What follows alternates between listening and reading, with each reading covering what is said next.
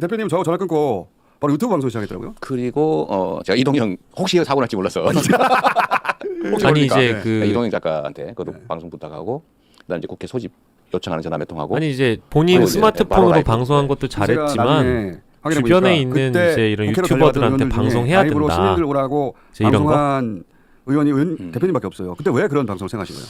그 저는 사실 제 인생을 살면서 큰 트라우마가 하나 있는데 그게 광주 민주화 운동입니다. 그러니까 저는 공장을 다닐 때 폭도들러라고 제 입으로 그 정말 사망한 또는 피해자들을 폭도라고 내 입으로 욕을 했죠. 가짜 뉴스에 속았던 거예요. 그것도 한두 해도 아니고 그때 중학교 정도 되시는 거죠? 고등학교 때쯤 때. 되죠. 어.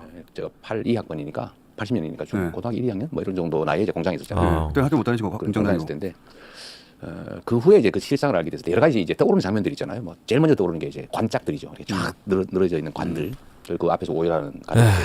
그리고 또 하나 떠오르는 장면이 뭐냐면 그 방송한 겁니다. 아, 선거 방송. 네, 광주 시민 여러분 저도 그 지금 장면 개원군이 뭐 들어옵니다. 이거 뭐 1.5배속입니다. 그럼 모여주세요. 그 방송하신 분들이잖아요. 그 여성분들. 그래서 제가 만나기도 했는데. 여성분들이었어 다. 네, 맞습니다. 네. 목소리 가랑가랑한 맞아요, 여성분들이었는데 그분들도 사실은 저격 당할 수 있잖아요. 맞아요. 뭐 저격 대상이죠. 근데 방송을 하러 다녔잖아요. 네. 죽기로 각오하겠죠. 지금 그날도 저는 개헌분들이 당연히 진을 치고 있을 거라고 봤고 아 이미. 네, 이미 다 맞고 바보 아닌 다음에 맞고 있겠죠. 우연히 못 막았지만 그럼 체포될 가능성이 거의 뭐 확실하고 뭐 잡히면 이제 저는 뭐 바로 죽일 가능성 생각은 못하고 나중에 보면 바로 죽었겠더라고요. 맞아요. 제가 붙잡혀가지고 뭐 고문도 하고 네. 어디인지 모를 소재를 알 수 없는 곳으로 끌려가겠다 생각을 했기 때문에 제 아내가 옆에서 운전을 하잖아요. 그때 훌쩍훌쩍 하시는데 보니까. 실제 그럴 수밖에 없었죠. 사지로 몰아다 주는 거니까. 이게 저는 잡히는 장면이라도 일단 찍어놔야 되겠다. 뭐 잡혀가는 건 안 되잖아요. 그렇지. 그리고 국민들 외에는 막을 수 있는 힘은 없다. 총동 군인 무슨 수로 막겠어요? 광주를 떠올리셨고 네. 그때 힘은 방송하던, 결국 국민 대중으로부터 나온다.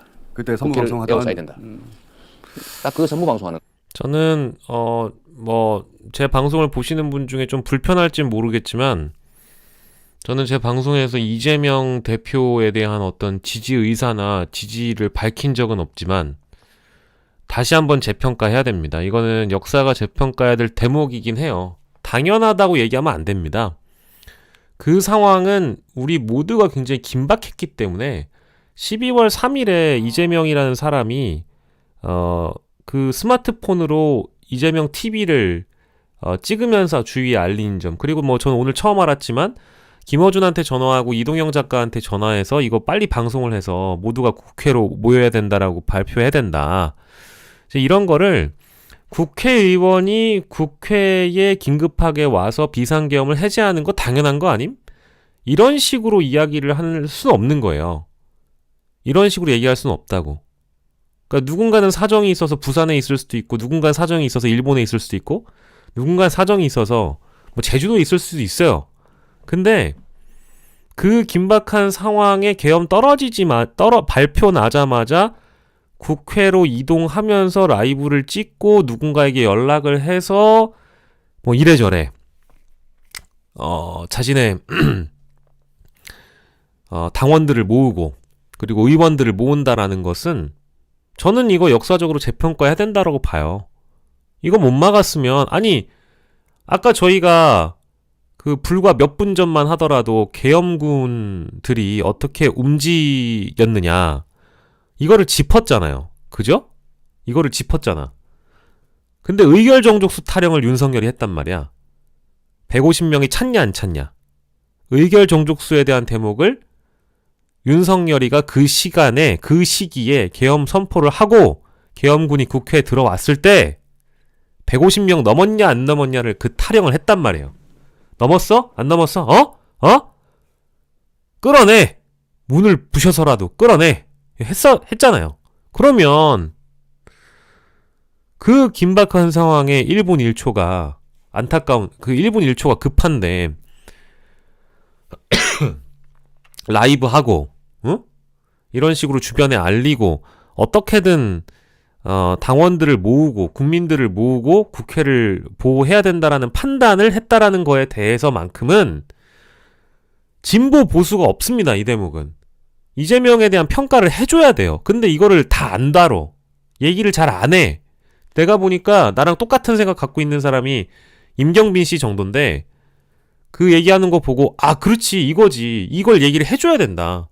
반드시 해줘야 된다. 그리고 이거는 대선에서도 진보 보수를 나눌 게 없어요.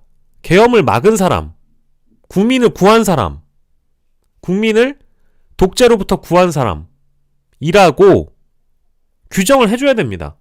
그러니까 이제 이재명은 야당의 지도자이자 대선 주자이자 뭐 어제 얘기했던 뭐 경제, 외교, 국방, 안보 이런 정책들을 다 떠나서 그때 국민을 지킨 사람, 국회를 지킨 사람, 국민을 보호한 사람이라고 규정을 해줘야죠. 근데 그런 거 얘기를 안 해. 그런 얘기를 안 한단 말이야.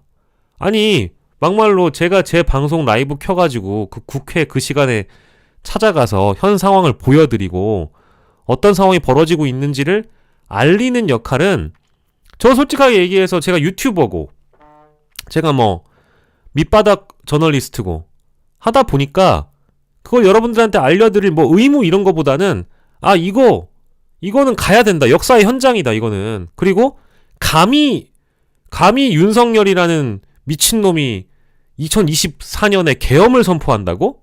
아 이건 내가 내 눈으로 본다. 이거는 막아야 된다. 어디 한번 들어오라고 해라. 어디 한번 들어와 봐라.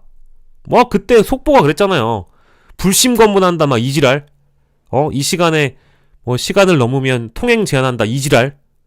이렇게 해버리니까 아니 방송하는 사람 입장에서 너무 화가 나는 거죠.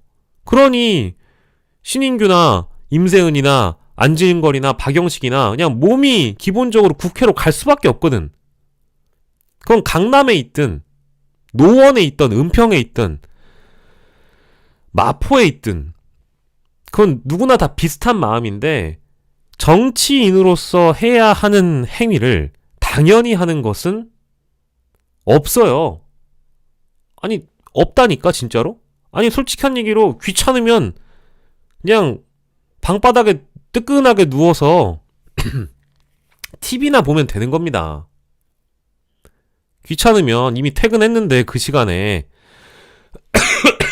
자정이 가까워진 시간에 귀찮으면 TV나 보면 되는 거라고. 근데 미안하지만 그 상황에 집구석에서 방바닥에 등 지지고 앉아가지고 연합뉴스나 YTN 보면서 오마이뉴스 보면서 뭐야 비상계엄 선포했네? 국회에 사람 많네?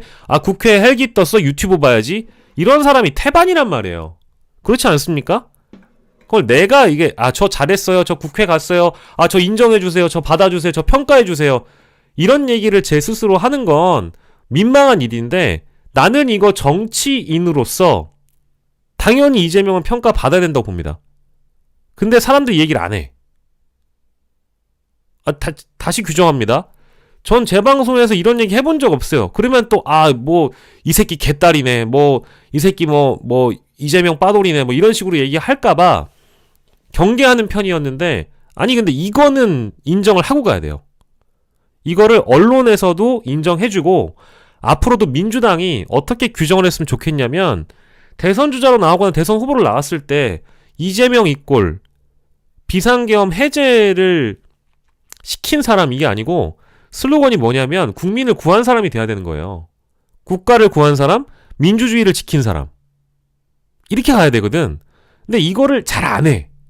왜? 왜 안 해? 야당 대표면 당연히 해야 되는 거예요?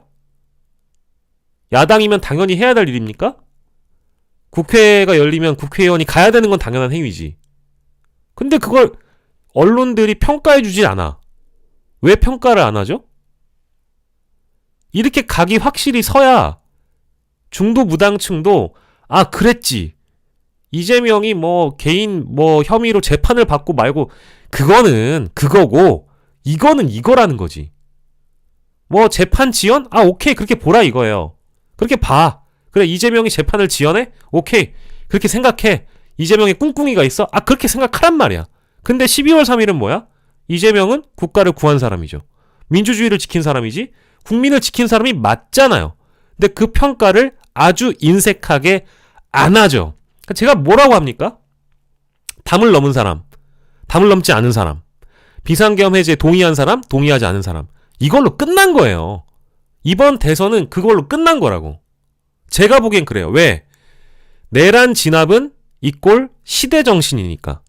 조기 대선은 시대정신을 구현한 사람, 앞으로 구현할 사람이 대통령이 되는 겁니다. 다른 거 없어요.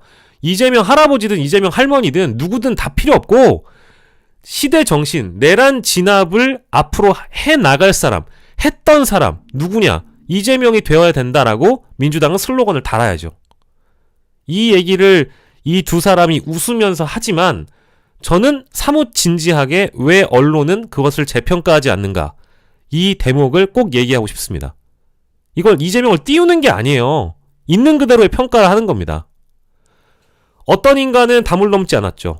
어떤 인간은 밖에서 소리만 질렀죠. 그게 대선 주자인가? 저는 다르게 봅니다. 에? 전 다르게 본단 말이에요. 왜 그런 거를 인색하게 보는 거죠? 왜 평가하지 않는 거죠? 전 평가를 반드시 해야 된다고 봅니다. 아, 그래요? 야, 이재명도 비호감이잖아. 나 이재명만 아니면 다른 사람 민주당에 나오면 뽑을 텐데. 웃기는 소리 하지 마세요. 웃기는 소리야, 진짜. 미안하지만 말도 안 되는 소리야.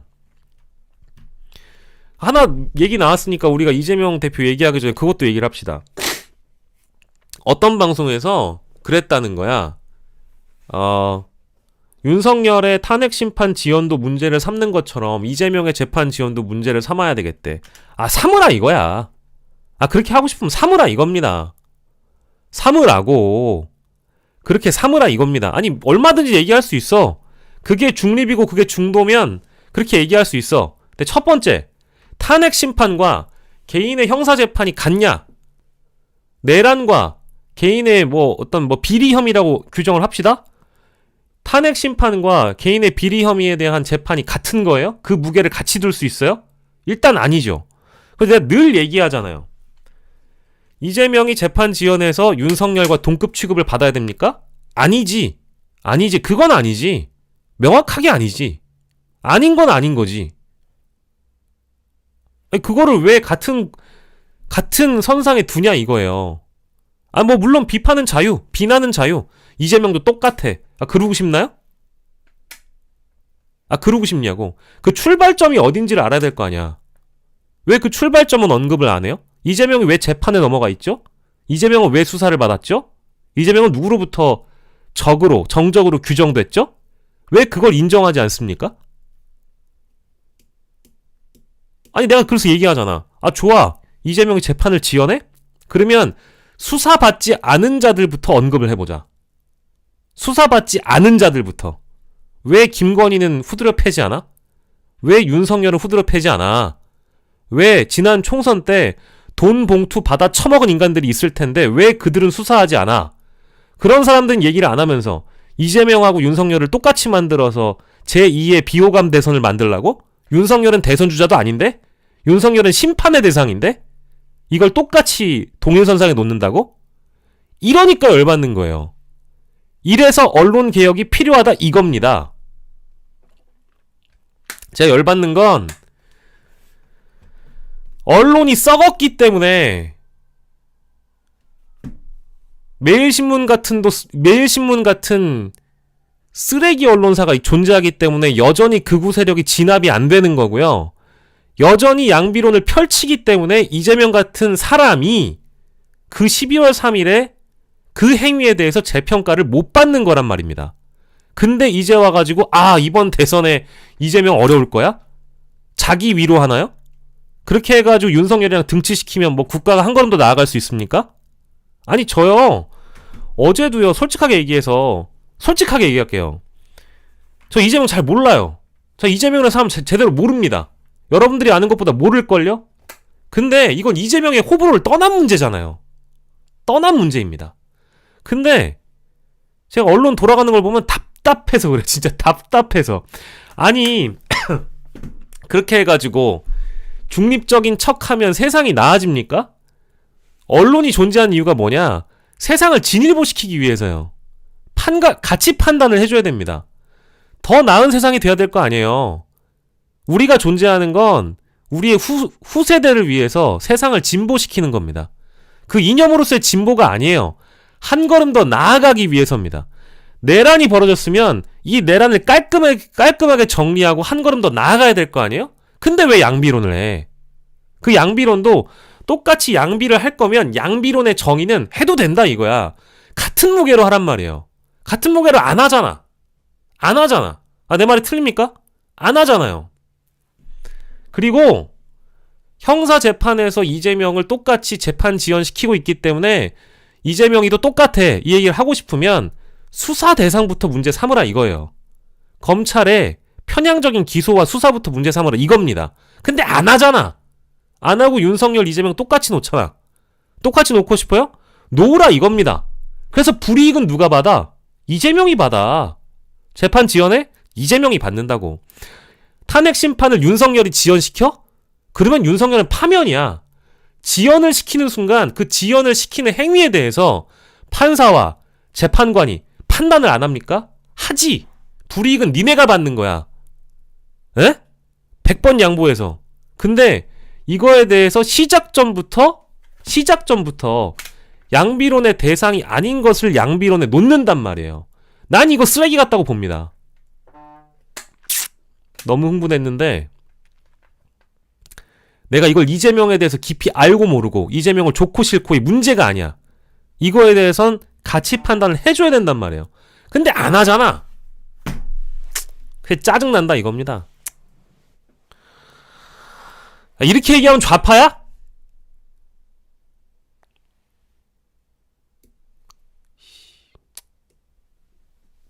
아니 제가 답답한 게 이 사람들 죽을 뻔한 사람들 아니에요.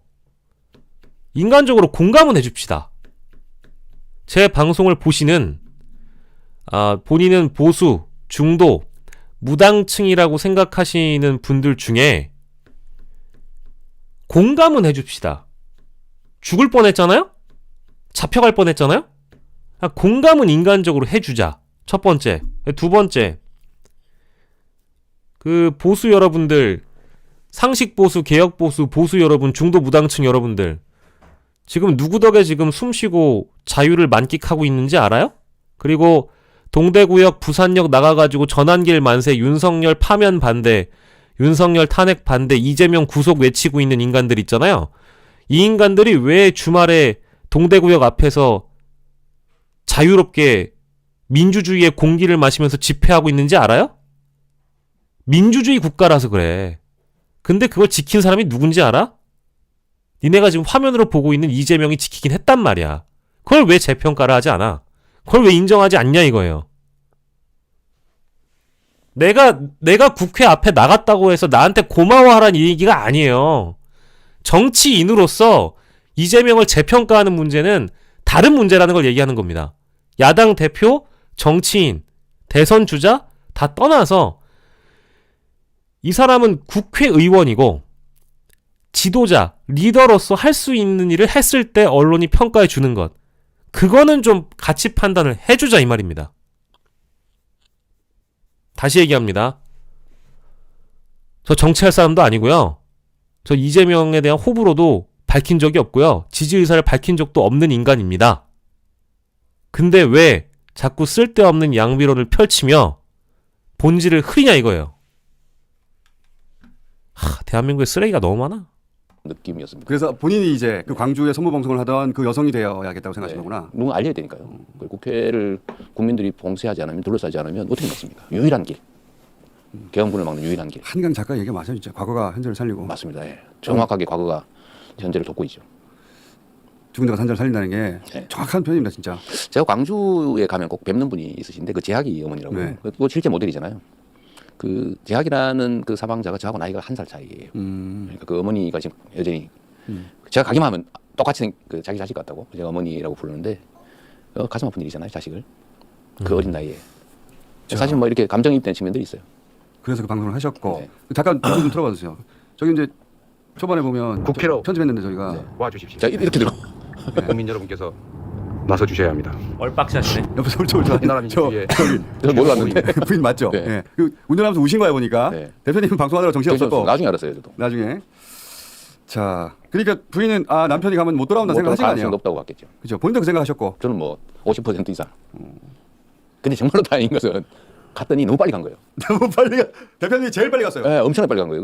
그 집사람도 제 아내도 과속을 엄청나게 한 것 같고 저를 이제 국회 그 어디입니까 그 동남 쪽 그쪽 모퉁이다 내려줬는데 이미 경찰이 정문을 막고 있는 거예요. 그때는 정문까지밖에 안 막았죠. 측면문을 이제 남문쯤 되죠. 거기 막고 있더라고요. 벌써. 서사가 정치인의 서사는 본인이 노력해서 만들어지는 건 또 아닌 것 같아요. 뭔가 본능적인 상황, 본능적인 거겠죠. 그리고 다들 많이 잊고 계시는데 이 양반 칼 맞은 양반입니다. 작년에 칼 맞았다고. 죽을 뻔했단 말이야. 아닙니까? 그러니까 내가 게시판에 과거에 쓴 적이 있지만 그 언더독이라는 게 있잖아요. 그 약자, 그러니까 정치적인 약자가 언론, 제 레거시 언론을 봤을 땐, 자 이렇게 얘기해 볼게요. 어제도 밤에 이 얘기를 하다 왔고 오늘 이 집에 오기 전에도 이 얘기를 하다 왔어요. 정치적 약자, 언더독, 이펙트 이런 게요. 국민적인 지지를 받든 여론이 어떻든 간에 이 사람의 서사가 증명해 주는 게 있습니다. 근데 우리가 상대적으로 비교를 해볼게요. 제가 생각하는 대한민국의 모든 언론사들은 제일 좋아하는 사람 누군지 알아요? 이 난리 브루스가 난 판국에 대한민국 언론사가 정치인 중에 제일 좋아하는 사람. 이준석 천하람. 제일 좋아해. 앞으로도 좋아할걸? 앞으로도 좋아할 거라고. 두고 보세요. 앞으로도 이준석은 무한 커버를 받을 겁니다. 두고 보시라 이거예요. 근데 레거시는 누굴 제일 싫어해? 여러분들이 보고 있는 사람. 칼을 맞아도 이재명은 싫어. 내란을 막아도 이재명은 안 돼. 이재명은 싫어. 그리고 제가 이재명 대표에 대한 좋은 평가만 들을까요? 아니, 그렇지 않아. 주변에서 이재명을 민주당의 당원인데도 주변에서 이 귀동냥 저 귀동냥을 듣고 나한테 와서 이재명은 이래서 안 될 것 같아. 이재명은 이런 거에선 안 돼. 약해. 이재명 이래서 안 돼. 이런 평가를 제가 안 듣겠습니까? 들어요. 듣는다고. 그런 것들이 전해지겠죠. 언론사의 기자들에게도 전해질 거고 야당 출입하는 기자들마저도 이재명을 좋아하는 사람 많이 없어요. 제가 보건대, 제가 듣건대, 보건대 많이 없단 말이에요. 그런데 그건 그거고 이건 이거란 말입니다. 평가할 건 평가를 해야 된다. 다시 얘기하고요. 칼을 맞았을 때도 정치적 테러를 당했는데도 불구하고 어떻게 바뀌었습니까? 부산에서 헬기 타고 넘어왔다 이거예요. 특혜 받았다 이거야. 부산을 버렸다 이거야. 아닙니까? 그랬잖아. 그러면 전반적으로 좀 평가가 되잖아요? 제가 보기엔. 나같이 멀쩡한 사람도 자꾸 뭔가 아까 제가 언더독 나 같은 사람도 자꾸 뭐랄까 이재명을 정치적 약자로 인식하게 만들어요. 예. 그러니까 레거시 언론은 거대 야당의 공룡 야당의 당대표이자 주류 친명의 마치 수괴처럼 인식을 하게 만들죠. 이재명이란 인간을. 근데 내가 보기엔 아니야. 언론이 아무리 그렇게 표현을 해도 언론은 이재명을 좋아하지 않아. 정치적 테러를 당해도 이재명을 좋아하지 않아. 이재명이 옳은 일을 해도 좋아하지 않아. 고마워하지 않아. 평가하지 않아. 근데 뭐야? 이준석이나 천하람이 뭘 하면 대서특필이 되거나 아니면 좋아해. 그 좋아함이 느껴져요. 실제 기자들이 좋아합니다. 그리고 잘 해왔어요. 젊은 정치인이 갖고 있는 스킨십. 그리고 아직까지는 어떤 사법적으로 피해를 보거나 기소를 당하거나 먼지털이식 수사를 당하거나 정치적으로 약자에 놓여본 경험이 많이 없죠. 그리고 뭐랄까 주류 정치인들의 어떤 특유의 거만함이나 오만함 이런 것들이 없죠. 저 기자들이 보기에 나이가 상대적으로 어리고 그러니까 좋아하는 거예요. 대하기 편하고 뭔가 고압적인 자세가 없고 아주 어렸을 때 배지를 달기 전부터 봐왔기 때문에 10년간 이준석을 봐왔던 기자들은 지금 이미 부장이 돼 있거나 국장이 돼 있어요. 앞으로도 언론사 대표이사가 되거나 전무상무가 될 가능성이 매우 높습니다. 그래서 앞으로도 이준석 의원이 뭐를 잘못해도 크게 보도되지가 않거나 뭐를 잘한 건 더 크게 보도가 될 거고 상대적인 겁니다. 근데 이재명은 그렇지가 않다라는 거예요. 그런 차원에서 제가 느끼는 건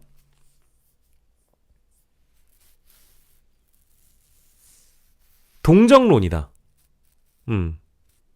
이재명 대표를 바라보는 시각 중에는 무관심층들도 이재명을 불쌍하게 생각하는 사람들이 아마 있을 거다.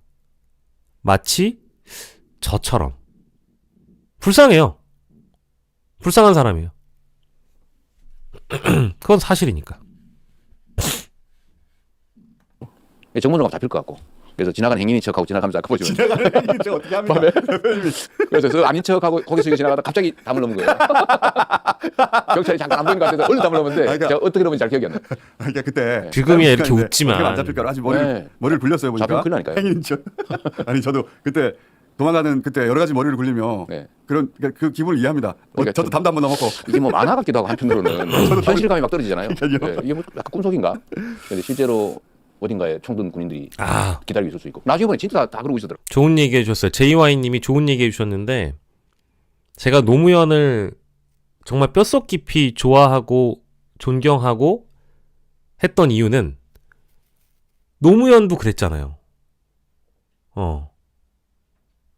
노무현도 그랬잖아요. 노무현도 언더독이었잖아요. 그죠? 그러니까 이게 점점 언론의 주목도 높아지고 덩치는 커지는데 상당히 뭐랄까 그 주류 언론으로부터 이제 밀려나 버린 그런 사람들에 대한 재평가가 분명히 필요하다. 노무현 같은 정치인은 두 번 다시 나오기가 어려울 거예요. 그렇지 않겠습니까? 네.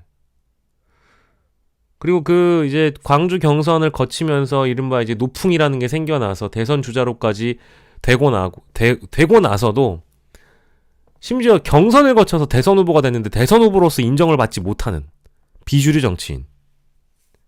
생각해보세요. 문재인 전 대통령하고 경선을 붙였을 때부터 시작해서 이재명이 주류였던 적이 있었습니까? 이제는 주류라고 봐도 되겠지. 근데 주류라고 보는 것도 언론의 시각인 거고 내가 보기엔 주류가 아니에요. 달라진 게 없단 말이야. 네. 근데 그 서사를 이렇게 쌓아간 거에 대해서는 평가를 해야 된다는 걸 반복적으로 말씀을 드리고 있습니다. 그러니까 주변에도 여러분들이 야권에 대한 인식을 새로 규정할 필요가 있는 것 같아. 내가 봤을 땐 사람들이 금방 잊어버려요. 금방 잊어버린단 말이야. 이렇게 길바닥에서 성조기 흔들고 태극기를 흔들고 있는 사람들이 많아지고, 그리고 언론에 보도가 되니까 탄핵을 반대하는 국민이 이렇게 많다라고 보도하고 있잖아요. 아니, 그건 대다수 국민의 마음이 아니야. 국민의 여론을 못 읽고 있다라니까요. 이미 5천만 국민 중에 적어도 3,500만은 범야권에 대한 평가를 하고 싶어 하고요. 하고 있어요, 이미. 그리고 대선에 누가 나오면 이미 찍을 사람도 정해놓고, 찍을 사람이 아니라 찍을 정당, 찍을 사이드가 결정돼 있단 말이에요. 그렇지 않겠습니까? 근데 이거를 어떻게든 뒤집고 싶어가지고 양비론에 취하거나 아니면 노골적으로 자, 여기 윤석열을 파면하는, 윤석열을 반대하는 무도한 세력이 있다. 이제 이런 식으로 확대 재생산하고 있는 거죠. 그런 걸 보면 이재명 대표는 주류가 아니라니까요. 지금 상황을 보세요. 여론조사를 보세요. 그렇게 되어가고 있잖아요. 심지어 2달 내란범은 구치소에 들어가서도 저 온갖 특혜를 다 쳐받고 있는데, 심지어 수석 대변인이라는 사람은 국민을 극우로 규정하지 말라라고 엄포를 놓거나 아니면 지도부에서도 현직 대통령으로 자꾸 인정해 주려고 하고. 아, 신부는 현직 대통령이 맞지. 근데 아닌 건 아닌 거잖아요. 근데 그 영상을 보면 대표님실로 안 갑니다. 그죠? 가면 잡힐 테니까요. 저는 네. 대기할 거라고 봤어요. 대표님실로 안 갔고 그리고 한준호 의원실로 갔다고 하셨던데. 네. 그죠? 일단 근데- 제가 들어가서 예. 계속 그 국회 숲이 있어요. 네. 밤이니까 잘 안 보이잖아요. 네, 밖에 있다가 숲에 숨어 있다가. 왜냐면 밖에서 계속 체크하는 거죠. 숨어 있다가. 네, 왜냐하면 제가 그때 사실 비상체계를 준비해야 되니까 잠깐 있다가 한준호 의원을 만나가지고 예. 한준호 의원이 대표실로 가면 잡히니까 자기 방으로 가자 그래서 예, 나중에 보니까 거긴 안 잡히나 그래서 얘기했는데 제가 거기 잠깐 앉아가지고 잠깐 앉아 계셨고. 제가 잡힐 경우 다음 민주당 지휘자를 누구자 아. 이 순서를 정했어요 다. 아하. 그러니까 얼마든지 말이 잡힐 수 있기 때문에 그 최고위원 당선 순위, 원내대표, 최고위원 순위, 지명직, 다음에 총장 뭐 이런 식으로 순서를 제가 김대선 의원 보고 빨리 순서를 써라. 발표해라 그리고 왜냐하면 이게 지휘 체계를 유지해야 그렇죠, 되니까요. 그렇죠. 중요하죠. 그거 다 정해놓고 예. 여기도 잡힐 가능성이 있으니까 맞죠. 나가자 이래가지고 나가자. 다시 돌아가가지고 예. 한준호 의원 차를 타고 저쪽에 도서관 근처에 그 숲이 있어요. 숲에 서가지고 그 담장 뒤에 숨어서 저는 이제 또 기다리는 게 시민들이 얼마나 빨리 도착하나. 시민들밖에 없으니까요. 그쵸. 근데 소리는 나는데 안 보이는 거예요. 여기서 보일 리가 없죠. 네, 숲에서. 네, 숲이니까 담장에도 잘 안 보여요. 그리고 또 얼굴을 내밀면 잡힐 수가 있으니까. 그래서 계속 기다리는데 소리가 점점 커지는 걸 보니까 인원수가 늘어나고 있는 거예요. 예, 예. 네, 그래서 조금 안심을 하고 그러면 있어서 본회의장 안에는 언제 들어가신 거예요? 왜 계속 기다리신 거예요? 좀 늦으니까 잡히면 안 되니까요. 예. 그러니까 국회도 소집할 수 있는 소집권자가 3명밖에 없어요. 그러니까 그 후를 안 정해놓은 거예요. 이거 정해놔야 됩니다. 그러니까 의장, 부의장 줄인데 한 사람은 저쪽 편이니까 그렇죠. 2명만 이제 2명을 잡아야 되잖아요. 그렇죠. 그 두 분 다 체포 대상이었더라고 보니까 그렇죠. 이하경까지 의장, 부의장. 예. 그런데 의회를 소집을 못해요. 이론적으로. 그리고 저도 민주당 소위 지휘부인데 제가 잡혀버리면 우왕좌왕할 수 있잖아요. 예. 그래서 우리 3명이 같이 있었는데 비서실장 그 한준호 최고위원 있었는데 3명이니까 148명이 모이는 순간 들어가자. 왜냐하면 위험에 노출된 시간을 최소화해야 되니까 들어가면 잡힐 거라고 보고. 그렇지. 그렇지. 그러니까 딱 148명이 채워지면 들어가자. 근데 그때도 국민의힘 의원들 10몇 명이 와 있었어요. 근데 이 사람들 혹시 그렇지. 장난쳐가지고 그렇지. 반대한다든지 표결 안 한다든지 그 사람들은 빼고 150. 빼고 150을 넘겨야 되는 거예요. 그래서 150명을 넘겼다. 151명이다. 그 얘기가 뭐 갑자기 확 몰렸어요. 그러니까 의원들이. 전화를 계속 하셨네요. 계속 체크하고 있죠. 네. 우리도 나름 지휘 체계가 있어요. 그 안에서도 계속 숫자 세고 보고하고 하는데 151명이 넘어도 의결을 안 하는 거예요. 그 발언 저는 할 줄 알았어요. 그때 진짜 저도 그거 보고 있었거든요. 네. 난 저 결과에 따라 죽거나 살거나 한다라고 진짜 초조하게 보고 있는데 이 의결을 안 하는 거예요. 그 의결을 안 하고 있어요. 그래서 계속 저는 빨리 하라 하고 있는데 나중에 보니까 추경호 원내대표가 네. 지연 작전을 하고 있었더만요. 그래서 저는 그때 이제 마지막에 이 도저히 의결을 안 하고 있어서 잡힐 각오하고 웃으면서 얘기하자면 굉장히 긴박했던 거지 뭐. 나 하나 잡혀도 의결은 상상 된다. 상이 된 거예요. 그래가지고 척후 보내고 저 앞에 있나 없나. 근데 후방 경호팀 두고 이 세 팀이 동시에 뛰는 거예요. 뛰었어. 최대한 숲에서 몰래 가가지고 회관에 내려서 본관 지하 통로가 있어요. 거기를 계엄군이 처음에 몰랐습니다. 그러니까 지하 통로인 걸 몰랐다면서요? 몰랐어요. 우리는 혹시 모르니까 저쪽에 모퉁이에 먼저 뛰어가고 확인하면 뛰고 이래가지고 들어갔는데 목표 가서 척구병이 뛰어가고 그다음에 확인하고 연락 오면 예. 이제 뛰고 막 이렇게 해가지고 겨우 야. 그 3단을 뛰어가서 겨우 들어갔는데 그때도 의결을 안 하는 거예요. 그러니까요. 그런데 저는 뭐 우리는 막 가슴이 타죠. 아, 저도 정말 탔어요. 네, 그때. 바깥에 막 밀고 들어온다는데. 아니, 나중에 이거 곧 하시라도 뚫릴 수 있는데 그렇죠. 예를 들면 그 공포탄을 한 방 쏘든지 뭐 다 흩어집니다. 한번 하고 실제 사람들이 흩어져요. 총을 쏘면 쏟아집니다. 그 본능적으로 흩어지게 돼 있는데 그 밀고 들어온 게 일도 아니거든요. 근데 제가 걱정 많이 했는데 나중에 제가 의장님한테 물어봤어요. 왜 그러셨냐고. 우리 가슴 다 죽는 줄 알았다. 그랬더니 그러니까요. 그분 말씀 일리가 있어요. 그러니까 이게 아주 위험한 상황에서 그분도 경계를 한 건데 절차에 일체 위반이 없어야 된다. 그래서 그걸 정말 악착같이 챙겼던 거 하나 하고 또 하나는 추경호가 계속 시간을 끌면서 그러니까요. 1시 반까지 미뤄달라고. 추경호. 네, 1시 반까지 추경호. 미뤄달라고 계속 요구를 했대요. 추경호. 근데 결국 1시에 의결했잖아요. 그러니까요. 30분 그러니까 당겨서 의결했죠. 30분 정도까지는 기다려준 셈이기도 하네요. 그렇죠. 절차도 따졌지만. 절차 따지고 기다려준 측면도 있는 것 같은데 결과적으로는 네. 잘 된 거예요. 윤석열 대통령이 법률가잖아요. 해제 의결을 하고 난 다음에 법전 뒤지고 있었다고 그러잖아요. 그렇죠. 혹시 꼬투리 잡을 거 없나. 그랬나 봐요 보니까. 아 그랬답니다. 이게 법전을 뒤졌다는 거예요. 절차가 위반된 게 있나 없나. 그 얘기를 들어보면 하루 이틀쯤은 걸리지 않겠냐고 생각했다는 거예요. 해제 의결을 하려면. 적어도 어. 그런 시도를 하려면 네, 저는 해제는 막을 수 있다고 막을 수 생각해요. 그러니까 그날 밤에 해제할 걸 생각을 못한 것 같습니다. 전혀. 그 다음 날 뭐 여야 원내 협의해서 일정 잡고 원래 그렇게 하잖아요. 예. 그럼 하루 이틀 정도 버틸 수 있다고 생각하고 그 사이에 싹 정리하려고 했는데 그 사이에 다 잡혀간 거죠. 네, 다 잡죠 그 사이에. 근데 그 결론은 하여튼 그것도 우연의 저는 일부라고 봐요. 이 수없이 정말 있을 수 없는 우연들이 겹쳐서 기적입니다, 대표님. 기적이 벌어진 거거든요. 그때는 그래. 좀 어설프겠다 싶었는데 그러니까 이거는- 나중에 많은 사실을 알면 알수록 야 이건 기적이구나. 네. 그건 진짜 대표님 달라요. 제가 거기서 그래서 어제 사실 연습문에 이게 하나님이 보호하사라고 하는 글귀를 넣었다. 이 너무 좀 한다 싶어서 안 넣었는데 전 정말로 그렇게 생각해요. 저도 그렇게 생각합니다 이제. 진짜. 부처님의 가오로. 예. 아 진짜 이거는 정말 저는 이거 있을 수 없는 기적이 벌어진 겁니다. 이거 기적이었지. 똑같이 맞아. 정말로 오랜 시간 준비했고 철저하게 준비했고 맞아. 나름 계산 다 했는데 맞아. 모든 것이 옳았어요. 맞아요. 모든 것이 단 한 개라도 만약에 맞았다면 제가 예를 몇 가지 한번 들어볼까요? 만약 우리 국민들이 이 계엄이 실행이 돼서 국회의원 잡아가고 계엄을 실제 시행해서 시내 장갑차에 기관총 든 군인들이 지킨다. 그걸 수용하고 고개 숙이고 다닐 국민이 아닙니다. 그렇죠. 저항할 거예요. 근데 이미 시행한 상태에 저항을 하면 저항하는구나 물러나지 할 리가 없습니다. 충돌합니다. 절대 그럴 리가 없죠. 예. 충돌하면 엄청난 사상자들이 발생했을 거예요. 당연히. 그리고 특히 젊은 사람들이 많이 죽었어요. 나라 망했을 거고요. 그리고 이 나라 군사 망했지. 정권이 언제까지 갈지 아무도 알 수 없는 완벽한 혼란. 전 세계 모든 계엄은 반드시 독재로 이어집니다. 그럼요. 스스로 해제한 계엄이 없어요. 독재하기 위해서 계엄을 했는데요. 당연히. 어쨌든 그런 상황이 될 수밖에 없는데 이거 얼마나 치밀하게 준비했겠어요. 사실 군정을 하면서 영구 집권을 사실 기도한 것인데요. 제가 예를 하나 들어보면 그 시간이 아니고 딴 시간에 했다면 저도 그 생각합니다. 100% 성공입니다. 맞아요. 새벽에 했다든지 그날 새벽 3시 반에 했으면 성공했다니까요. 또는 다른 날 했다면 맞아요. 토요일이라든 일요일이라든. 그래. 또는 그렇다고 공개 발표 안 진짜. 하고 미리 시행했다면 그렇죠. 저는 사실 집에서 문 열고 나올 때 집 본인이 앞에. 대기하고 있을 줄 알았어요. 그래서 미안한 얘기인데 제 아내가 태워다 주겠다 그래서 그럼 당신 먼저 나가봐라. 딱 잡히면 안 되잖아요. 앞에 기다리다가 딱 잡아버리면 제가 방송이나 입장표명도 못하고 잡혀가기 때문에 지금 참 미안하긴 한데 아니 뭐죠? 아까 웃으면서 얘기하지만 당신 나가보세요. 나갔는데 없는 거예요. 그게 다행이었는데 집에 미리 재평가해야 대처해서 됩니다. 또는 거기 현장에 파견된 군인들이 진짜 명령을 충실하게 이행했다. 한 사람이라도. 한 명이라도 그러니까요. 착금이라도 하고 있었다면 실탄을 지급했다면 일선 지휘관이 막은 거잖아요. 위험. 헬기가 조금 더 일찍 헬기가 들어요. 좀 일찍 왔다면 예. 수방사 그 비행 통제하는 지휘관들이 안 물어보고 대충 통과시켰다면 예. 또는 우리 국민들이 조금 늦게 왔더라면 가장 중요한 건 저는 국민들인 것 같아요. 거기 아무튼 그래, 더 맞아. 벌판이었으면 그것도 국민들이 중요하죠. 우우 몰려들어서 헬기가 제압했을 늦게 거예요. 왔어도 국민들이 없으면 들어갔습니다. 그렇습니다. 본회의장 들어갔어요. 네, 장갑차들 다 몰려왔잖아요. 예. 군용 버스들 다 몰려왔는데 그걸 다 국민들이 막았고요. 그러니까 국민들을 그 자리에 오게 만든 대표님 방송이 그래서 굉장히 결정적이었는데 그 언론들이 그걸 안 잡아주더라고. 그래 얘기하네.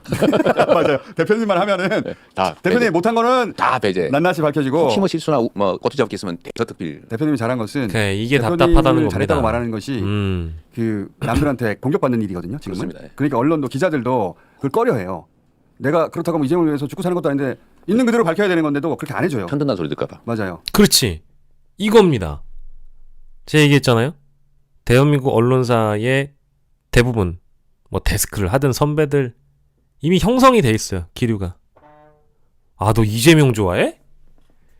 야, 너 뭐야? 이재명 찍었구나 너. 저번 대선에. 너 이재명 좋아해? 왜? 야, 너 이재명 저 정치부 쟤한테 누구한테 못 들었냐? 야, 이재명 안 돼. 야, 그리고 이재명 그 주변에 있는 인간들도 쓰레기야. 이런 얘기를 하는 게 일상적이라고 저는 생각이 들어요. 그래서 평가를 하고 싶어도 평가를 바이라인 달고 기사를 쓰면 야, 너 뭐냐? 너 개딸이냐? 이렇게 귀결이 될까봐 그게 꺼려지는 거죠. 꺼려지는 거죠. 기자들도 꺼려지는 거예요. 이제 이런 대목들이 그러니까 찬양을 하자는 게 아니에요. 어떠한 정치인을 찬양하고 칭송하고 숭배하고 추앙하고 이러자는 게 아닙니다. 소위 나쁘게 얘기하는 빨아주는 기사 그런 얘기를 하는 게 아니에요. 지금 김어준이 얘기한 것처럼 재평가 만에 하나 이런 일이 있었다면 우리는 지금 독재 국가에서 살았을 거라는 불편한 가정을 하면서 동시에 재평가하는 것. 이게 없어요. 이게 없다고요. 바꿔 얘기하면 전화위복에 대한 것, 전화위복에 대한 것도 평가하지 않아요. 심지어 목에 칼을 맞아도 이재명은 정말 천신만고 끝에 살아난 사람, 이런 극단의 정치, 극단주의를 누가 만들었는지에 대한 책임을 묻고 왜 이재명을 악마화했는가? 우리에겐 책임이 없는가? 그러니까 마치 과거 노무현 전 대통령이 부엉이 바위에서 자신이 극단적인 선택을 하셨을 때 그거를 이제 국민 모두가 지켜주지 못했다라는 어떤 책임감을 느끼고 아, 나도 잘못이 있다. 그때 지나가던 돌부리에 걸려 넘어져도 역시 노무현 때문이다. 이런 이야기를 국민 스포츠로 하던 시절에 나는 거기에 숟가락을 얹지 않았는가. 이제 그런 미안함이 있잖아요.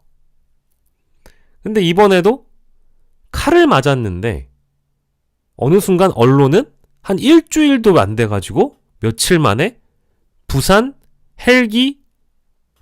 버린 정치인, 헬기 타고 서울로, 부산의 의료를 믿지 못해서 헬기 특혜받아 서울로 이송된 역시 기회주의적 정치인, 이렇게 평가를 해버리잖아요. 전화위복이 된 게 아니라 혹은 그 안에서 기사회생한 정치인이 되는 게 아니고 이재명이어서 안 된다.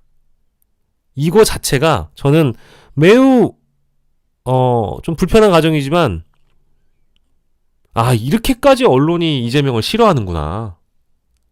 야, 이제 이런 기류와 정서에서 살아남는다는 건 쉬운 게 아니구나. 예, 참. 와, 문재인 전 대통령 때하고는 너무 다르다. 심지어. 그러니까 거의 그 언론 지형은 사실 노무현 전 대통령보다도 더 힘든 것 같아요. 그때는 유튜브도 없었고 올드 미디어밖에 없었잖아요. 근데 지금은 유튜버들이 총공세를 하는 데다가 인터넷 언론까지 같이 있다 보니까 이게 한 사람을 아예 그냥 묻어버리는 건 이렇게 쉽고 간단한 일이구나. 그런 생각이 드네요. 또 갑자기 보니까 김어준이 얘기를 했길래 비주류 자기 염려를 벌써 하고 있는 거죠. 비주류의 서러움이죠. 워낙 또 몇 년간 이재명을 때려놨기 때문에 너 이재명 편이야? 그럼 맞습니다. 변명을 길게 해야 되거든요. 맞아요. 이게 자기 검열하고 아예 건들지를 않으니까 대표님이 아닌 다른 사람이 이 일을 했잖아요. 네. 지금 하늘 끝까지 올라가 있습니다. 대한민국을 살린 인물로. 뭐 그럴지는 모르겠는데 아니 그 정도 하여튼, 돼요, 진짜로. 어쨌든 그날 밤에 그 그래, 수없이 높이 많은 띄워주네. 정말 있을 수 없는 의원들이 모여서 그 시민들 언제 한 자리에 모아서 감사패라도 전달해야 되는 거 아닙니까? 제가 그 당내에 일단 지시는 해놨어요. 이거는 역사에 남을 일이고 제가 그때 그 시위 집회가 확대될 때, 예. 이 계엄 의결되기 전에, 그러니까 탄핵 의결되기 전에 이건 역사적인 장면들이다. 자료를 다 모아야 되고 사람들도 확인해야 되고 다 목숨 걸고 나온 거잖아요. 목숨으로 나온 거죠. 그날 만약에 그들의 계획대로 됐더라면 다 죽었을 수 있는 사람들입니다. 그렇죠. 최소한 끌려가지고 어디론지 모르게 끌려갔던 사람들. 그럼 장갑차 앞에 들어가서 밀어버릴 수도 있죠. 그 기록을 다 남기자. 앞으로도 기록을 남겨야 됩니다. 이 탄핵 국면 끝나고 나면 네, 그분들 다 정리하고 예. 다 모아야죠. 다시 다 국회로 오실 수 있을지 모르겠는데 어떤 시간대에 오시라고 해서 감사패 전달해야 되는데 네. 뭐 모두가 사실은 다 영웅들인데 저도 그분들 하루에 한 번은 생각합니다. 계엄 진짜 고맙다. 상황을 짚고 있는 그럼요. 거고. 그분들이 대표님도 살리고 저도 살리고 대한민국 살린 거예요. 맞습니다. 네. 제가 그날 사실 잠을 못 잤고 당일 해제 의결한 날 언제 다시 또 들어올지 모르니까요. 그때 아예 민주당 의원들은 국회 숙식하기 시작해. 국회 숙식하고 있었죠. 못 2차, 나가고 3차를 우려하신 거 아니에요? 그 국회 담장을 못 나가겠습니다. 저희가 아예. 나갔다 못 들어올 수가 있으니까요. 그렇죠. 그래서 국회 담장을 나가지 말고 버틴다. 계속 버티고 있었죠. 그리고 저는 당연히 2차든 3차든 계속 계엄을 시도할 거라고 봤고 결과적으로 보면 시도를 했는데 실패한 거죠. 말을 안 들은 거예요. 그렇죠. 그 군병력이 말을 안 들은 겁니다. 김용현 전 장관이 중과부적이었다는 말을 전 처음에는 이해를 못했는데 네. 보니까 모으려고 했는데 안 모인 안 모인 거. 겁니다. 그래서 중과부적이었다 하고 포기 선언을 한 거예요. 그날 보니까. 그러니까 그날도 했고 그 후에도 계속적으로 시도를 그러니까요. 했는데 이미 제가 그때 계엄군의 그 행동 스타일을 봤는데 대통령 명령에 의해서 계엄군으로 출동을 했는데 예. 계엄 해제 의결이 나더라도 계엄은 여전히 유효한 거예요. 그리고 대통령이 해제를 해야 그러니까 없어지는데 그 법도 잘못됐더라고 지금 네. 보니까. 그렇죠. 계엄을 해제한 쪽에서 다시 계엄을 해제해야 돼. 계엄을 선언한 쪽에서 해제를 해야 되더라고요. 국무회의를 그 통해서. 사이는 그러니까 이것도 문제인데 계엄군들이 해제 의결이 났다니까 얼씨구 나면서 가버린 거예요. 맞아요. 지금 보니까 아니 왜 어쩌다 이러고 가버린 거예요. 국민들을 안 다치게 하고 빨리 가야겠다 하고 네, 가버린 거예요. 또 다시 들어가라 안들 들어가겠습니까? 그러니까 김영현이 선관위 가라고 했더니 안 된다고 했다는 거 네, 아닙니까? 그걸 바깥에서 컵라면 먹고 놀아버리고 계엄 해제 됐는데 네. 안 된다고 했다는 거예요. 그러니까 사람 모으다가 52사 200명, 56사 300명 이거 안 되네. 안 된 겁니다. 그래서 2차, 3차 못한 거죠. 하려고 했던 거예요. 그러니까. 끊임없이 시도했죠. 근데 하려고 했던 걸 아시고 계셨던 거죠. 네, 우리는 전 필연적으로 갈 길이 없다고 봤거든요. 피할 수 없는. 그러다가 그들이- 김병주 박선원 의원이 수방사령관, 특전사령관 찾아간 게 중요한 변곡점이었죠. 그렇죠. 그게 이제 거의 기세가 꺾인 계엄 척추가 얘기는 있잖아요. 언제까지예요, 근데 이거? 그러니까 특전사령관은 사실 제가 보신 안 된다는 분들? 생각 들어요. 평생 군에 정말 군인으로 충성했지 않습니까, 나라에. 네. 그리고 이제 퇴역하면 전직 장군으로 예우받고 그렇죠. 우아한 여생을 즐길 수 있었는데 세상에 이제 구속돼가지고 상당한 기간 감옥살이 해야 되고 연금 다 사라지고 그러니까요. 인생을 다 망쳐버린 거예요. 망쳤죠 완전히. 그리고 지금도 막 온갖 압력이 들어오지 않습니까? 제가 허위 진술하라고 강요하고 있거든요. 근데 그것도 견뎌내고 있는데 앞에만 재밌어요? 제가 볼 때마다 저 사람이 울고 있구나 이런 느낌이 들어요. 저 나이든 노 장군이 속으로 울고 있겠죠. 속으로 울고 있죠. 특전사령관 여단장 이런 사람들 국회 나와서 울고 그러잖아요. 그게 뭔 짓입니까 그게? 그리고 하필이면 그때 윤석열의 지시를 라이브로 다 생중계했다는 거 아닙니까? 본의 아니게. 본의 아니게. 그래서 특전사는 유난히 네. 일치 단결해서 같은 진술을 하고 있는 것 같아요 보니까 서로 다 들었기 때문에. 역시 특전사도요. 네. 과거가 현재를 구하고 있는 겁니다. 그것도 맞는 것 같습니다. 네, 광주에 투입됐다가 그 부대 전체가 평생의 맞아요. 트라우마를 갖고 있죠. 예. 그렇지. 나라를 지키라고 국민이 준 총으로 국민을 쐈지 않습니까? 뒷부분의 그 질문이 선배들이, 포인트예요. 자기 부대가. 그 얘기 끊임없이 들었겠죠. 네. 그러면 근데 그또간 거예요 자기들. 그러니까 갔더니 시민들이 있어. 같은 분에 또 있어. 그 북한군 뭐 테러 진압하러 간 줄 네. 알았더니 시민들이 있어. 대북 작전하러 간 줄 알았대잖아요. 그러니까 그때 멘붕이 되면서 그 현장에 투입됐던 뒤를 가봅시다. 장병들이 또 자제한 것도 큰 역할을 했습니다. 그게 저는 핵심이었다고 봐요. 그것도 국민들은 핵심이었습니다. 국민들의 역할을 한 것이고 사실은 군인들은 국민에 충성할 것이냐 대통령 개인에 충성할 것이냐 해서 그 형식적인 외관상의 항명죄라고 하는 게 받쳐주는 대통령의 명령을 국민의 명령을 따르느라 항명한 겁니다. 항명 한 셈이죠. 항명이죠. 사실상 항명이죠. 완전 테러했잖아요. 예. 얼씨구나로 가버리고. 그 문을 깨부시라고 했는데 안 깨부셨죠. 깨부셨죠. 원래 제압하라고 했는데 안 하고 끌어내려는데 안 끌어내고 도끼로 찍으라는데 안 찍었고요. 어쨌든 그랬는데 이 곽 사령관이 공개적으로 얘기를 하는 바람에 예. 2차 3차 불가능해져 버린 거예요. 더 이상 명령에 따르지 않겠다고 했으니까. 핵심 부대가 예. 특전사거든요. 그렇죠. 그러니까 이 부대가 안 한다 그래 버린 데다가 그 수방사 그렇죠. 사령관이 이러다 나만 혹시 그 왕따 되는 거 아닐까? 걱정해. 그 사람도 해버렸잖아요. 두 사람이 말을 하니까 무너져 버린 거죠. 국회 출동해도 두 사람이 그 얘기를 해버리니까 끝난 거죠. 더 이상 병력이 없어요. 어쨌든 그게 큰 변곡점이었죠. 자, 그게 제가 지금 못 보내드리는 거 아니에요. 자, 중요한 얘기는 그래도 다 짚긴 했는데 마지막으로 제가 묻지 않았는데 내가 가면 이 얘기 꼭 했어야 하는데 안 물었네 이런 얘기 있으십니까? 마지막으로. 아까 그 얘기를 좀 못했는데요. 그러니까 이재명이 뭐 꿈꾼다고 하면 그렇고 기획하는 세상은 뭐냐. 저는 일단 잘 살아야 된다고 보고요. 사람들은 제가 많은 걸 뺏어갈 거라고 생각해요. 그렇게 두려워들 하더라고요. 기득권에 대한 반감 또는 뭐 공평한 세상을 만들기 위해서 이미 가진 것들을 빼앗지 않을까? 예, 저런 빨갱이 공산당 아니냐 이런 생각을 실제 하는 것 같아요. 실제 해요. 실제 합니다. 이거는 제 주변에 많은 증인들이 있는데요. 이재명이 집권을 하면 세상이 무너진다? 그러니까 이제 이게 전체주의, 뭐 공산주의 이런 표현보다 이렇게 표현하는 게 맞는 것 같아요. 여러분들 개개인의 개성이 말살되고 여러분들의 삶이 누군가와 같아지는 걸 바라는 사람? 이렇게 선동이 될 거예요. 즉 이재명이란 사람이 집권을 하면 모두가 같아진다. 붕어빵처럼 되는 거죠. 그러니까 나쁘게 얘기하는 것 같아요. 이쪽에서 주장하고 있는 일종의 이제 대동세상이라는 것은 기존의 민주당 주자들이 이야기했던 그런 슬로건과 크게 다르지가 않습니다. 즉 기회평등, 관계평등 등등 우리가 생각하는 이 평등이라는 원칙은 윤석열 정부에서 지켜지지 않았던 모두가 똑같이 수사를 받고 모두가 똑같이 기소를 받고 법 앞에 평등, 제도 앞에 평등, 시스템에서 우리 구성원들이 모두가 평등해지는 것, 기회를 균등하게 배분하고 모두가 잘했으면 상 받고 못했으면 벌 받고 상식적인 것, 기회 평등 이런 것들이잖아요. 그런 게 많이 이제 실종됐기 때문에 그런 거를 그야말로 골고루 분배하겠다. 그런 원칙이거든요. 근데 가만 생각해보면 짱구는 옷말려님이 쉬운 표현으로 말씀 주셨어요. 사람들이요 같아지는 걸 원하지 않습니다. 네.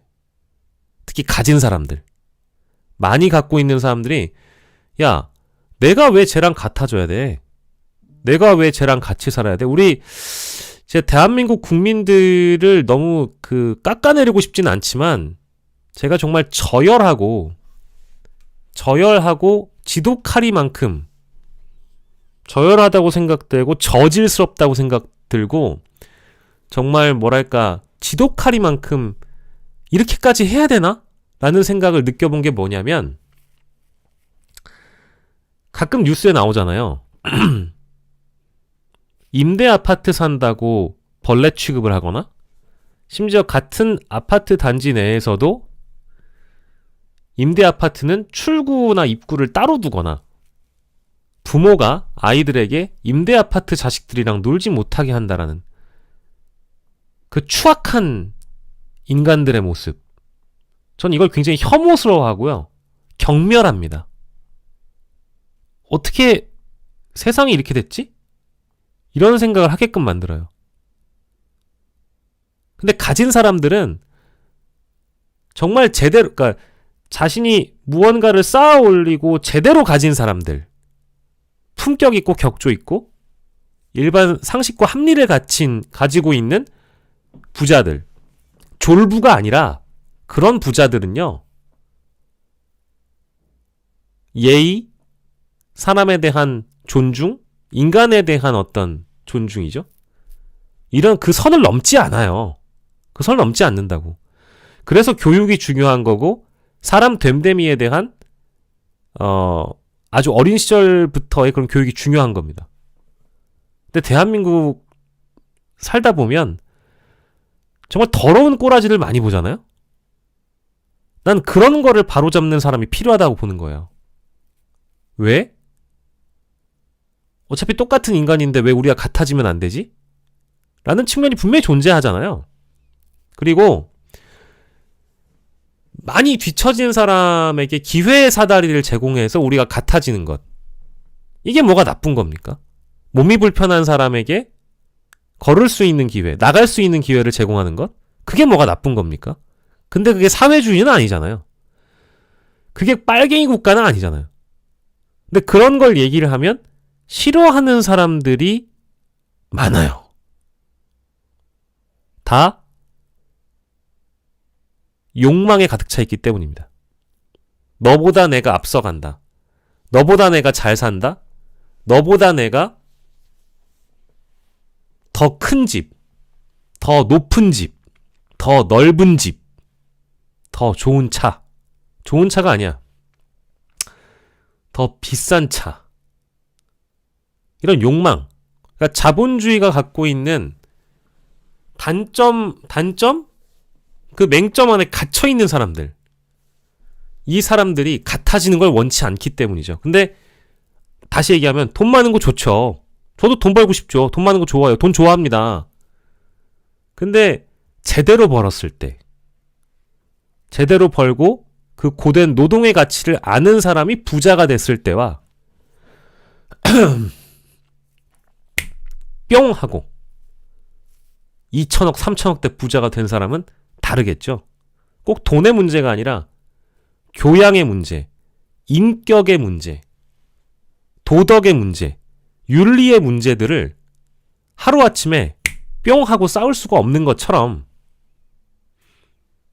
제가 바라는 이상향들, 지도자들은 그런 것들을 좀 바로잡고 모두가 같은 기회, 같은 선상에서 동등한 게임을 벌였을 때 1등과 10등을 나누면 그것을 존중할 수 있는 사회를 만드는 사람이에요.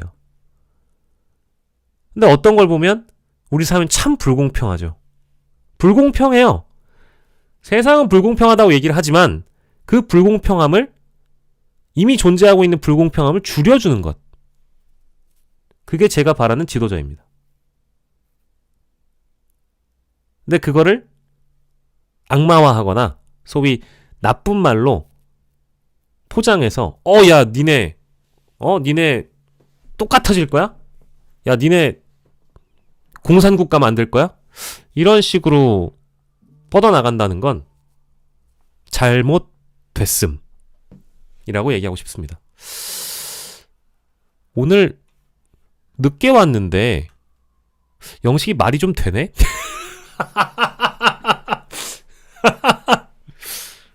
예, 요 마지막 말만 좀 같이 보겠습니다. 이미지를 많이 보시긴 네, 했죠. 그런데 대표님이 그리고 워낙 강한 이미지들이 네, 있었어요. 이미지가 그런데 근데 그건 불가능해요. 이미 가진 거를 뺏을 수 없어요. 그 법률상 불가능합니다. 그러면 저는 공평한 세상, 그래도 기회가 좀 공평해서 사람들이 희망을 가지고 애들하고 낳고 이렇게 사는 세상을 꿈꾸는데 어떻게 가느냐. 기존에 이 엄청난 불평등과 격차를 그러면 막 강제 뜯어 고쳐서 바꿀 수 있냐? 못 바꿉니다. 이 사람 저 사람 뺏어서 이 사람 나눠주고 불가능합니다. 그거는. 네. 그거는 기득권이라고 하는 건 이미 있는 거예요. 못 뺐습니다. 그건 혁명을 통해서 정말 사회 전체를 폭력적으로 바꾸지 않으면 불가능하거든요. 방법은 한 가지밖에 없어요. 새로운 성장 영역을 만들어낸 다음에 그 성장 영역에서 더 공정하게 기회를 나누고 결과도 공정하게 나누면서 이때까지 있던 것들 조금씩 완화해 가는 거예요. 그래서 저는 격차 해소라는 말 쓰지 않아요. 이건 불가능한 일입니다. 어떻게 해소를 해요? 불평등 해소 불가능합니다. 완화. 축소. 지금보다는 덜 벌어지죠. 네, 그 정도는 하는데 잠깐만. 그러려면 나눌 수 있는 세 판을 잠깐만 이거 나 그게 새로운 성장 영역입니다. 나 안 본 건데 아까 제가 했던 얘기랑 비슷한 얘기 나오는데요. 어쩌면 우리 사회가 만약 고도 성장을 계속하고 있다면 바꾸기 진짜 어렵습니다. 근데 지금 저성장 체제가 와. 완전히 떨어져 1% 아니면 0% 맞아요. 어쩌면 마이너스로 갈 거란 말이에요. 예. 지금 계속 내려막히는데 이걸 어떻게든 돌려 세워가지고 추가의 새로운 성장 영역을 만들어내면 그 안에서는 정책적 재량 여지가 생기죠. 공정하게. 예를 들면 저희가 새로운 그러면 짧게 정리하면 그 바로 이어서 해주세요. 새로운 동력 만들고 그리고 새로운 동력은 기본 사회라는 토대 위에 긴 목표를 가지고 네, 기본 사회. 그러니까 내가 설사 직장을 잃더라도 혹은 경제에서 탈락하더라도 내가 그 끝으로 몰리는 건 아니다. 기본적 삶은 보장되는. 기본적 삶은 보장된다. 그러니까 상대를 적으로 취급하지 않아도 된다. 그 사이에 자기 역량 개발하고 하면서 새로운 길을 또 찾을 수 있고. 그런데 그 위에 새로운 성장 동력을 찾아야 된다. 그래서 그 기회를 공평하게 나누는 건데 그래서 예를 이런 걸 드는 거죠. 재생에너지 산업이 지금 우리 엉망이잖아요. 예. 연간 300조 가까이 에너지를 수입하는데 이젠 그 수입해서 쓸 수 없는 시대가 옵니다. 그럼 결국 태양, 바람 이런 것들을 활용해서 재생에너지를 키워야 되는데 그거를 우리 국민들한테 공평한 기회를 주는 거예요. 엄청난 투자를 해야 되는데 투자 기회를 국민들한테 나누는 거죠. 지금 어떻게 하냐면 재정으로 하거나 개인 펀드에 그 자본에 하거나 국민 펀드 같은 걸 만들어서 재생에너지에 투자할 기회를 주는 거예요. 그래서 햇볕 연금이라는 이름으로 연간 소득을 받을 수 있죠. 이런 것들을 최대한 발굴해낸다. 그렇다고 기업한테 기회를 뺏는 건 아니에요. 일정 부분만 그렇게 할 거니까. 예를 들면 이런 식으로 새로운 성장 영역을 만들어내고 그 속에서 기회도 공정하게 결과 배분도 최대한 공정하게 하면 조금씩 완화해 나갈 수 있죠. 그 여기를 최대한 키우는 거예요. 그래서 새로운 성장 영역을 반드시 발굴해야 됩니다. 그걸 안 하면 사회 전체로 희망이 없고 세상이 개선될 가능성이 없어요. 이 불평등과 격차를 어떻게 극복합니까? 불가능해요. 그래서 우리는 지금 격차가 더 커지고 있어요, 점점. 그러니까요. 근데 기존의 시스템에 의하면 그런데 그게 역설적으로 0%, 1%막 떨어지고 있기 때문에 바꾸어낼 수 있으면 그 바꾸는 영역은 새로운 시스템을 적용할 수 있죠. 민간이 스스로 만든 게 아니니까 이거를 해야 되는데 결국은 기본적 삶이 보장되는 새로운 사회는 피할 수 없고 과학기술 발전 때문에 일자리가 없어요. 지금 챗GPT 뭐 하면 물어볼 필요가 없잖아요. 그런 사회가 되면 결국 생산력은 높은데 일자리는 줄어들고 그리고 충분히 기본적 삶을 공동체가 감당할 능력이 된다. 그럼 거기다가 희망을 만들어야 되는데 성장을 해야 가능성이 생긴다. 그래서 이거는 목표가 아니고요. 사람들은 성장을 무슨 목표로 하는데 이거는 수단이에요. 우리의 목표가 기본 사회죠. 목표와 수단을 혼동하는 거예요. 언론들이 특히 그러죠. 이 사람 말이야 이 목표가 아니고 저 수단을 택했어 이렇게 말하는 것 같죠. 원래 두 개 다 필요한 거예요. 이 목표도 필요하고 목표를 달성하기 위한 성장 정책도 필요한데 좀 평소에 맨날 하던 소리인데 좀 강조를 좀 더 하고 있긴 하죠. 근데 이걸 마치 목표를 버리고 수단을 선택했다 이런 식의 논리 모순적인 얘기를 그러니까 하고 이재명이 이제 성장만 만난다. 말하고 있다. 네. 마치 보수 성장주의처럼 그건 아니다. 그러니까 노동시간 얘기도 똑같다니까요. 그때 우리 노동시간 국회에서 유연화 얘기했더니 약간 이재명 보수화됐다 얘기하죠. 예, 약간 변동을 주자는 거 본인이 동의하는 전제에서 고소득자만 특정 영역에서만 그리고 노동시간 늘리지 마라. 총 노동시간은 그 이하로 넘진 않는다. 그다음에 노동시간을 변형함에 따른 모든 추가 부담을 예외 없이 지급한다. 그러면 사실은 이렇게 하면 기존에 있는 그 노동시간 변형 제도 있잖아요. 그 4개인가 제도가 있습니다. 그거를 쓰지 이걸 쓸 이유가 없어요. 그거는 노동시간에 대한 추가 수당을 주지 않고 쓸 수 있거든요. 그래서 사실 문제 있어요. 왜 노동시간을 변형하면서 수당을 안 줍니까? 사실 그 문제 있는데 이미 있어요. 이미 있어요. 그래서 저는 이 제도를 새로 도입하면 변형에 따른 추가 수당 다 줘라. 그럼 아마 이 제도를 선택할 가치가 별로 없을 겁니다. 근데 이미 뭐 그 경영계에서도 뭐 그보다는 일단 기존에 있는 제도를 좀 더 활성화할 수 있게 해달라 이런 쪽으로 바뀌었대요. 공부 많이 하셨네. 매우 심각한 주제니까요. 공부를 노동시간 많이 줄여야 하셨어. 되니까. 네. 자, 대표님 지금 우리 1시간 반 정도 했는데 1시간 반씩이나. 원래 30분만 모신다고 꼬셔가지고 우리 국회 보내야 된다. 네네네. 그러니까 9시까지 무조건 나가셔야 된다고 들었는데 내가 알바이다라고 계속 했는데 잘하셨어요. 처음에는 8시 20분에 나가야 된다고 그랬거든요. 지금 9시 10분이 됐는데 이제 나가셔야 된다고 자꾸 메시지가 와서 네. 자, 저도 우리 그 뉴스공장 그 청취자분들한테 네. 정말 오랜만에 또 앞으로는 자주 못할 텐데 네. 저도 이렇게 인사드리면 좋죠. 그러니까요. 제가 아까 들어오기 전에 그 댓글 쓰고 있었어요. 대기 중입니다. 이렇게. 대선 전에 네. 제가 한 번은 더 나와주세요.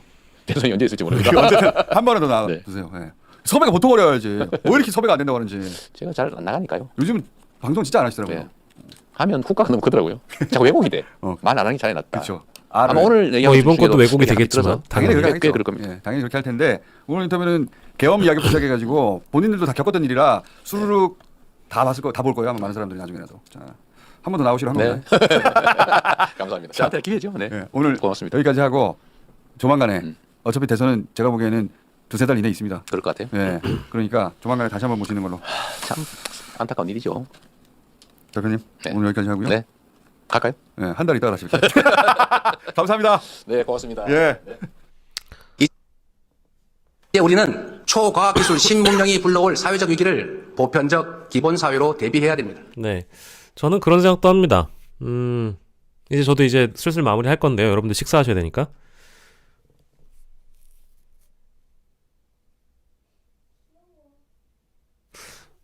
국가는 그 국민의 수준에 맞는 지도자를 갖게 됩니다.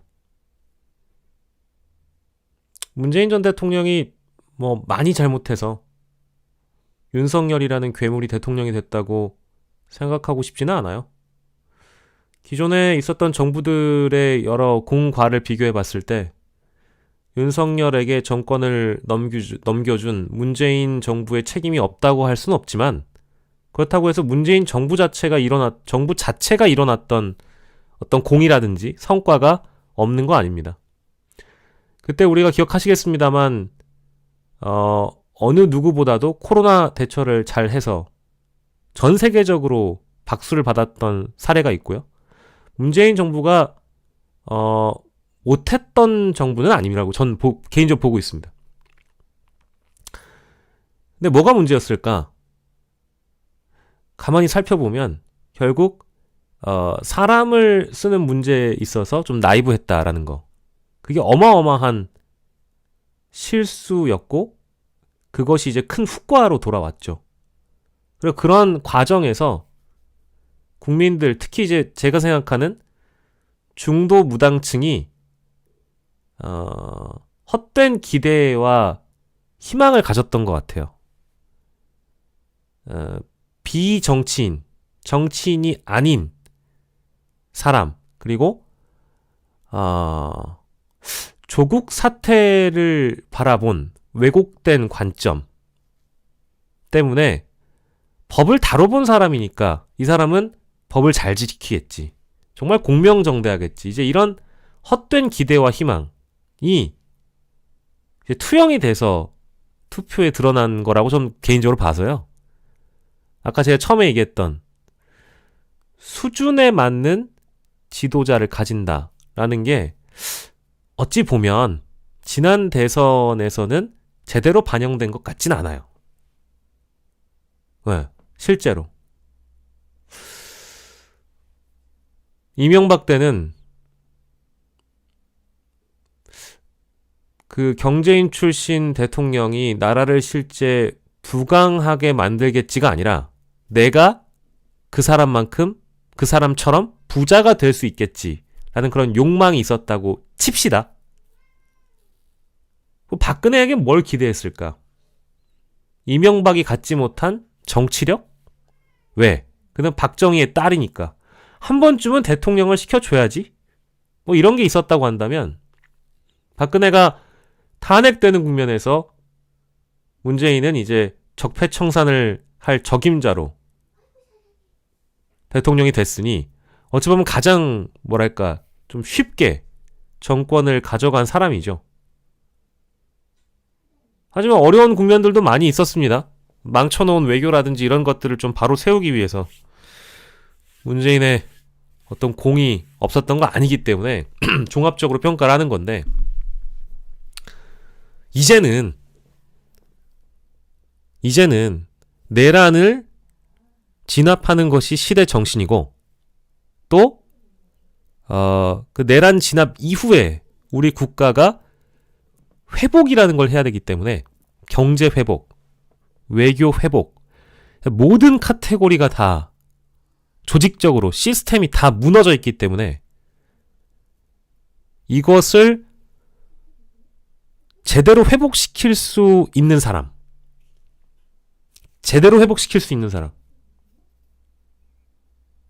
국가 질서를 바로잡고 뭐 법 질서 이런 것도 뭐 마찬가지예요. 그 말이 실현됐으면 좋겠어요. 국민은 그 수준에 맞는 지도자를 가진다. 생각해보면 우리 노무현 보유국이었습니다. 미국에서 오바마 신드롬이 있었을 때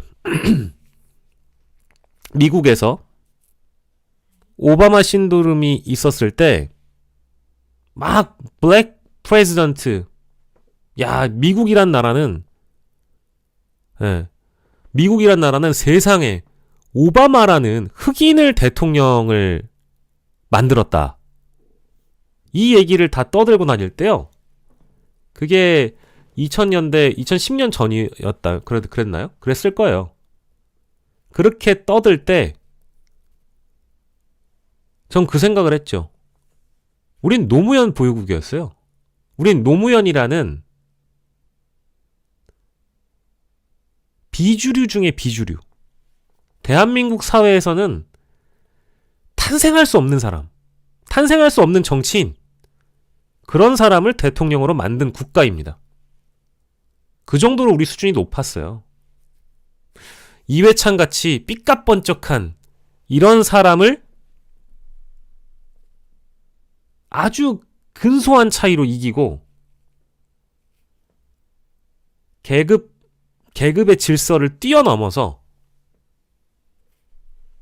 위대한 선택을 했던 국민입니다. 그때 국민과 지금의 국민이 다르지 않아요. 저는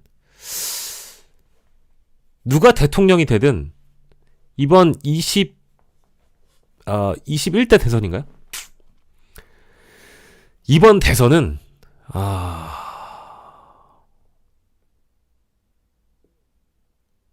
그 수준에 맞는, 원래 우리 국민들의 수준에 맞는 지도자가 대통령이 됐으면 좋겠습니다. 제발. 우리 국가가 노무현 보유국이었다라는 것을 잊지 말고, 오바마 이전에 노무현이 있었어요. 그렇게 역동적인 사고와 가치관을 가진 국민들입니다. 내란이란 사태가 벌어졌기 때문에 이 이후에는 저는 또 다른 정치에 감동을 느낄 수 있는 대한민국이 됐으면 좋겠어요. 예. 오늘은 요 정도만 해보겠습니다.